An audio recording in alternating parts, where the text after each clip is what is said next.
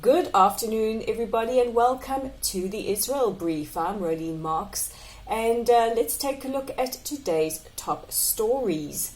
We are just a few days away from the major Manama conference taking place in Bahrain later this week, and this is where the Trump administration will present elements of their peace plan to members of the Arab League, and the aim of this is to look at ways that the economic and humanitarian situation for the Palestinians in the West Bank and Gaza can be improved so that it paves the way perhaps to a future state. Now, we don't have all the details about the Trump peace plan, but we do have this economic element called Peace to Prosperity, which Special Advisor on issues of the Middle East, Jared Kushner, who is also President Trump's son-in-law, has made public. So earlier today, I took a look at the proposal, which is very positive, very business-like, and it looks at a lot of different ways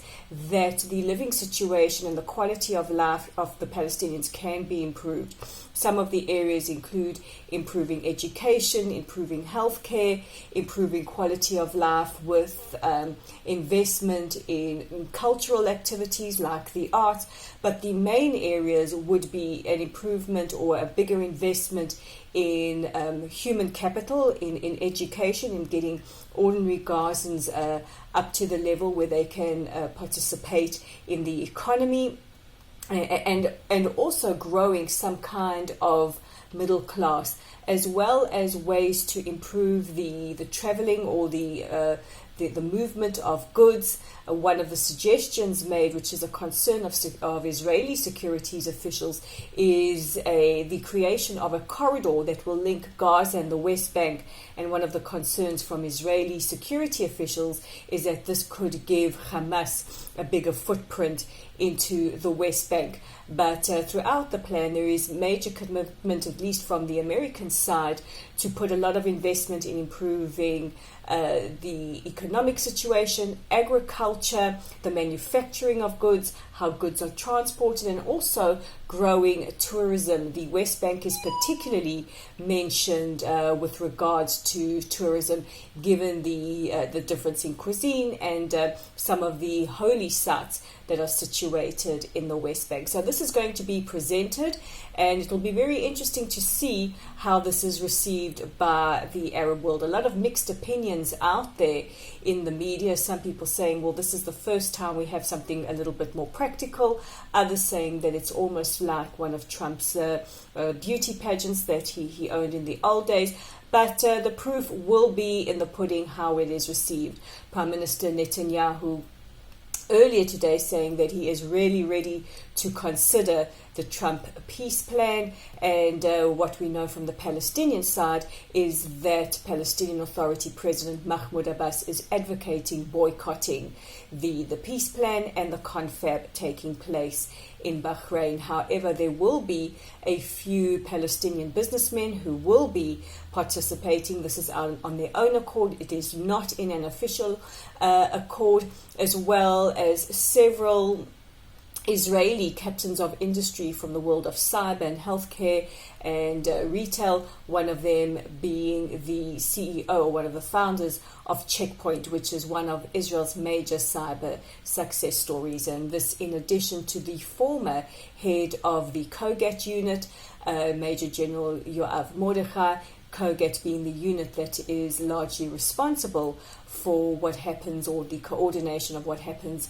in Gaza and the territories. Now, staying in Israel, and I don't know if this group of people need an award for the biggest act of stupidity, but yesterday it was made public that a group of at least 18 British citizens were removed from a BA flight, a British Airways flight, en route from Tel Aviv to London when one of them was alleged to have reported that he had a bomb and will blow up the aeroplane. The captain of the plane then radioed through to London, through to the head office, who asked that the group be removed. The aircraft was checked and all personnel were checked. The luggage of the offenders was removed from the flight, and the flight eventually cleared for takeoff 2 hours later. But one really has to wonder where the heads of people like that are if you're going to make these kind of threats in today's world. And we thought we saw the end of elections this year. Turns out we haven't. And Israel is now on the path to the second round of elections this year, taking place on September the 17th. And today, both the Likud party and the opposition, Kahol V'Levan, or Blue and White, have strongly denied reports from Israeli television that said that they were working behind the scenes to try and secure a coalition or to bring forth a vote in the Knesset that would pave the way towards a unity government, which would mean that the elections would be cancelled.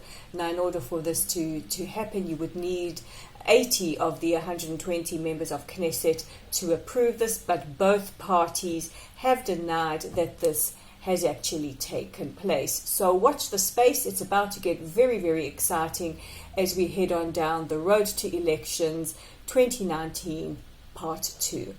Now, if you're missing out on good content and you're wondering where to get it, look no further than Lay of the Land, and you can check out our content at www.layoftheland.online. That's www.layoftheland.online. We'll be posting soon about Israel's inroads into West Africa. We speak a lot about South Africa, but let's take a look at areas like Senegal and West Africa and see where Israel is helping out there. Also, if you don't get onto our website, why not? But in case you missed that, you can check out our Facebook page at Lottel's site and like us and follow us there and join our community, which is steadily growing. And also click on the subscribe button below to receive your daily dose of the Israel Brief Monday to Thursday with me, Rolene Marks. This is the Israel Brief, and we'll chat again tomorrow.